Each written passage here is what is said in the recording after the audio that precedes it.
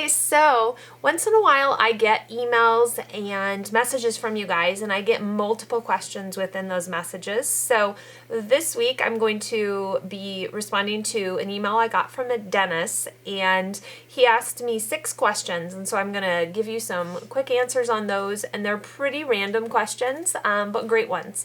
So the first one is, do I get support from my peers within the industry for my videos? Like, do people support me in what I'm, putting out there, I guess? I haven't heard any negative comments yet, and I'm sure they're out there, and I'm sure they're just waiting to come.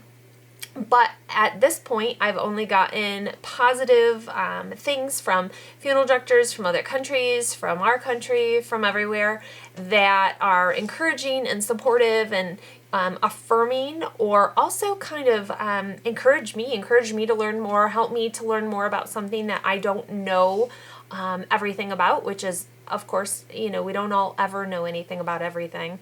But yeah, so a lot of support, I guess, I have gotten on it.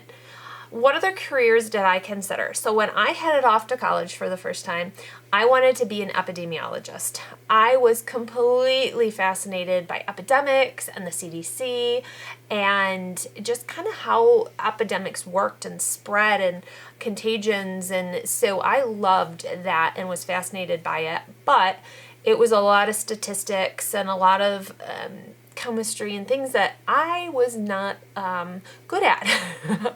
I was not blessed with the skills for.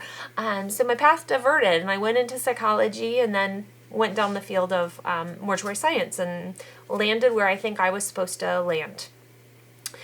Do I ever make referrals to support groups? So when I'm working, not freelance, but within a funeral home, typically we would give a list of local support groups or local places that you could go for, one-on-one support or kind of the support group setting, but we would have kind of all that information available to give to people after they were served within the funeral home. I think there's a lot of lacking support groups out there. When I lost my niece, I looked for an actual, like an aunt, uncle, extended family member type thing, support group, and it didn't exist anywhere around that I could find. It was actually weird. I thought maybe you could just go to a general support group, but you couldn't. What about SCI and its efforts to monopolize? So there's always pros and cons. There's pros and cons to family-run funeral homes. There's pros and cons to corporate-run funeral homes. I think that it's like any area where, you get your Walmart in there. You're going to get your large corporations that are going to own businesses in your area. And so you have your family-run businesses and you have your corporate-run businesses, and there's pros and cons to each.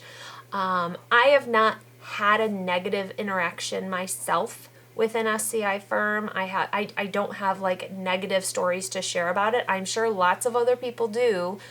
But there's also people who have positive stories. There was a lot of negative in the within our industry this last week because an SCI firm was handling Mrs. Bush's service, and the church truck rolled away, and it was like, the worst thing in the world, it seemed like, from what some people were commenting. So I think it's just one of those battles within any industry that's going to happen between, private and large corporation-owned businesses. But I think there's a place for all of it because they are buying and supporting some of the smaller businesses that don't have a private owner to come in after somebody retires. And so a lot of communities wouldn't have a funeral home in them if they weren't a corporate-owned. So I think there's pros and cons. Do I have interactions with priests and pastors? Well, yes. Most services have layperson or clergy or somebody running the service, whether it's a celebrant, whether it's a pastor, priest, whoever. There's somebody kind of running the service. And so we have to coordinate with them, and sometimes it's more in depth than others. Sometimes pastors come in and they have their thing.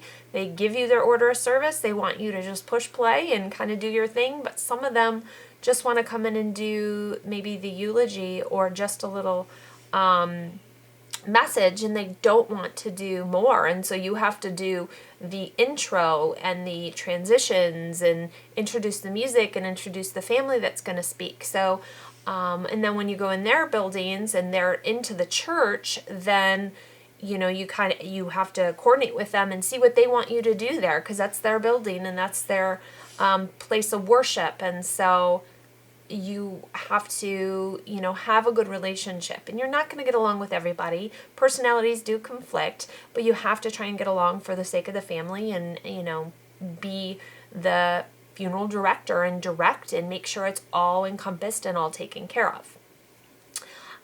So the term funeral parlor, why the term?